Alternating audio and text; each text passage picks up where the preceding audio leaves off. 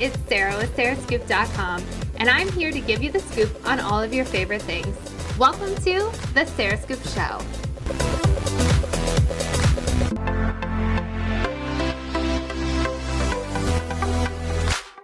Thank you, Lori, for being here with us. And you've had quite an interesting story of success. You were on Shark Tank and got some no's on there, but you kept going. So I'd love for you to just kind of, first off, tell us about Cheeked and everything you've been doing, and then your journey on Shark Tank. So I came to New York City 23 years ago to become a famous architect, and now I say I'm no longer building structures, I'm now building relationships.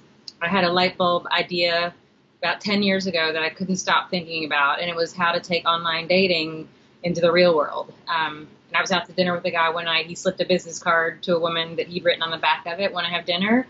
And I just started thinking, how can I take the business out of the business card and create these cards for dating that didn't have any personal information on it? So that was sort of what kicked off my leap into the world of entrepreneurship. And making every single mistake, as most entrepreneurs do, I hit a really big brick wall and needed to do something different. So I decided to take my show on the road to the Shark Tank. So what was the process like? You were on Shark Tanks, but obviously we know there's a lot that goes on before you're just on the show. What was the process of Shark Tank like?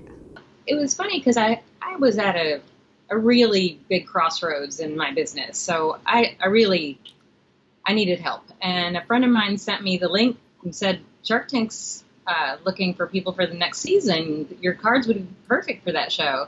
So I filled out the application one day, closed my computer, and I forgot about it. And then 3 months later, I got the call from Beverly Hills, and I'm like, "Ah!"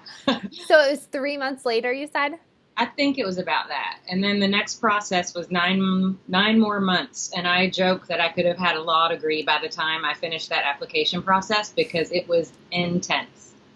So so you get the call 3 months later, and then next thing you know, you're presenting your idea to the Sharks. What was going through your head? How did you prepare for that?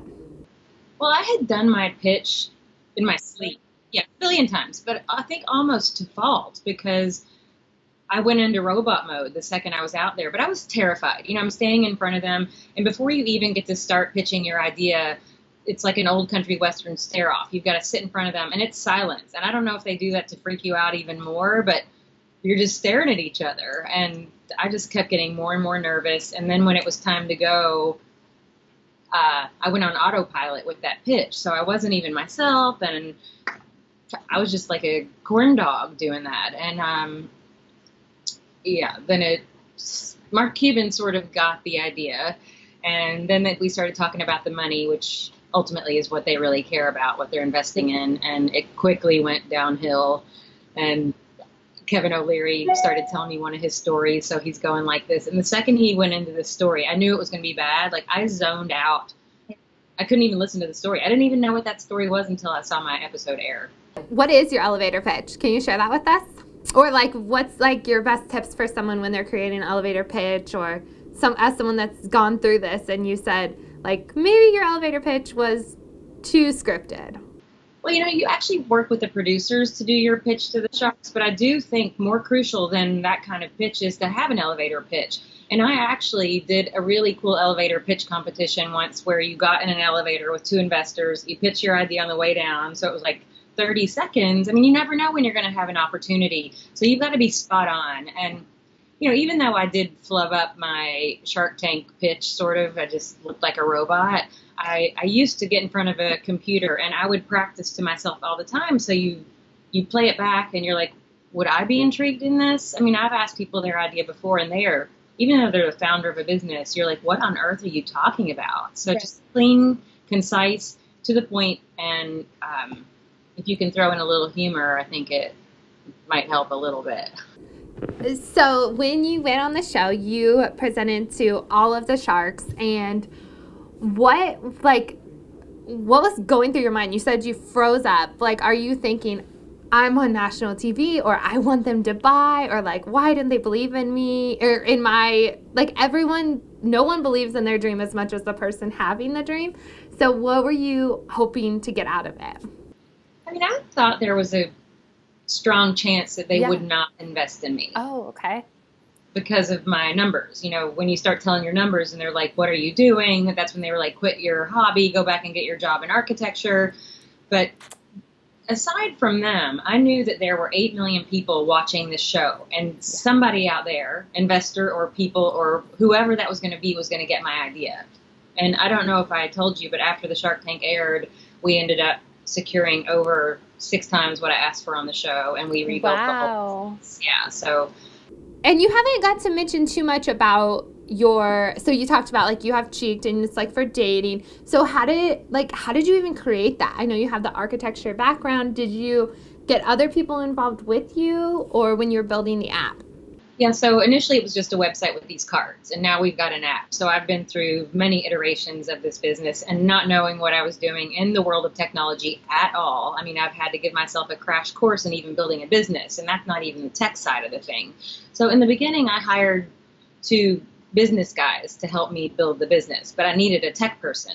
And that's where we made all of these failures, by not having someone technical within the company.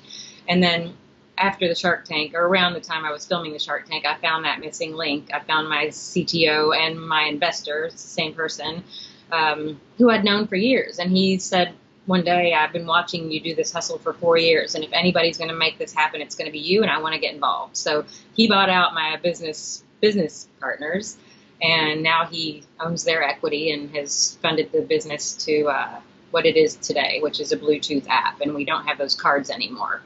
That's incredible. Okay, so what about what makes you think that love works this way, and what success stories have you had? Or just maybe share 1 or 2 that are your favorite. I mean, I think it's really cool that I'm trying to twist the online dating game so you meet in person. So even with our app now, it works via Bluetooth. And I've got to tell you one of my favorite stories. I was at the airport in Long Beach, California, and somebody popped up on my app, and I'm like, where are you traveling to? And the guy said, I think I'm on your flight. And I said, what seat are you on? Because you can see each other's picture. So I must have walked by him. He said, I'm in 5F. So I said, well, I'll come say hi when we get up to go to the bathroom. So, I mean, that was a really neat way to meet this guy. Yeah, and I love that, because you don't know who's single and who's looking for anything if you're just on a flight. So this is just another way to give yourself the chance to meet someone.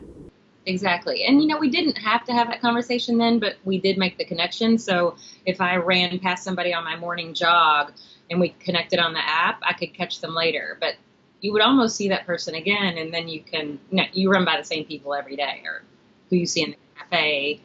So it gives you an opportunity to say, hey, what's up? And is this available across the country right now? It's all over the world. It's free, so nobody has anything to lose except a little space on their phone. It's in the iTunes store only, though, right now, so for iPhones. Okay, cool. And then going back to your story a little bit of working in architecture and having that, you go to college, you get that job, to going off and coming up with something that you believed in and creating your own business. What advice do you have for other entrepreneurs who look up to you as a success story? I mean, I would say you've got to believe in it more than anything, which I did. And that's why I was willing to just throw away, my career and my education. So that's 20 years of what I've been building.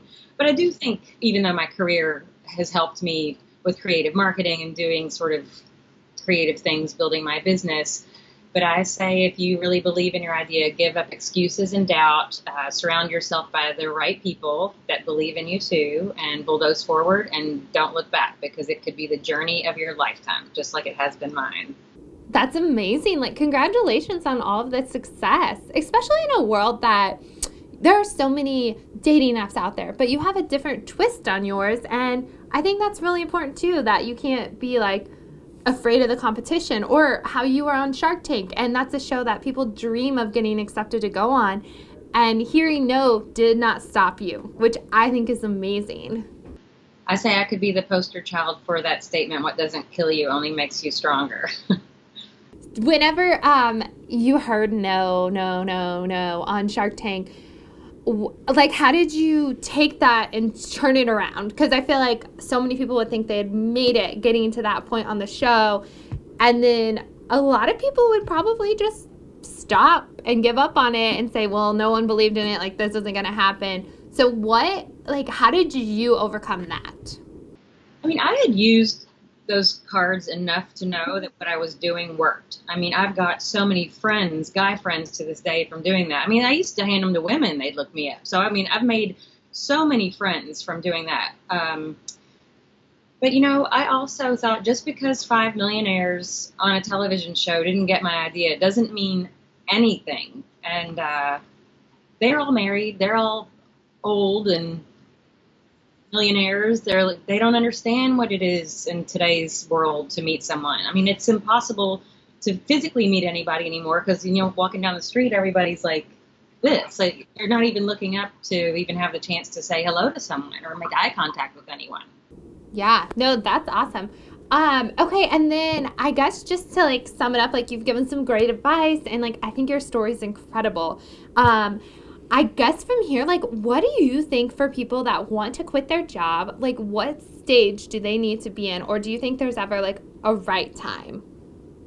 Like, if they want to quit their safe day job, like I used to be a teacher, so I can totally relate to quitting your safe job, or not safe, but like your job you went to college for, like quitting the 9 to 5 and pursuing your passion and turning that into a business. What do you think, like, what stars need to align, or what are people like, what can you tell them? Because there's going to never be a perfect time, I think. So like, how do you know when you should do that?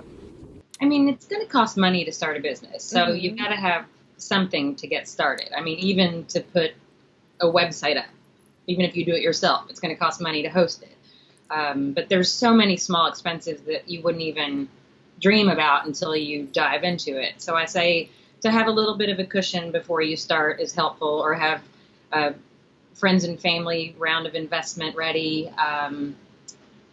But yeah, I mean, it's scary. It's a huge risk to build a business and quit your career, but it's also extremely exciting. I mean, I've had a lot of ideas over the past 25 years. A lot, and none of them would get out of my head the way this one wouldn't leave me alone. It was like almost haunting me. So I think if you believe in something, I mean, I'd say this is like my child at this point. It's my 8-year-old daughter, and I would have done anything to help her. I've sold my wardrobe, I've sold all my electronics and books and CDs. I mean, I sold everything to keep this alive. So I think you got to be ready to make a lot of sacrifices and almost treat it like a child. I think that's so good, because most people just see like the end result when people do make their dreams come true or have a success. So I think that's amazing. And I guess final advice, since we talked so much about Shark Tank, people that want to get on the show, what do you think that made your application stand out, that they called you and you got that amazing chance? I mean, I think I got on the show because I had a great idea. But, even making the video, which I actually spent quite a bit of money on the production of this video that I had to submit, and it was really funny. And I just think they've got to see your personality, because it's a television show, so you're auditioning, and whether it's good or bad, if you've got the personality, they're going to want you on there because you're making for good reality television. Awesome. Thank you so much, Lori. I appreciate all of your tips and advice, and I know everyone watching this will love your story as well. Thank you. Thank you so much for watching, and make sure to subscribe to The Sarah Scoop Show.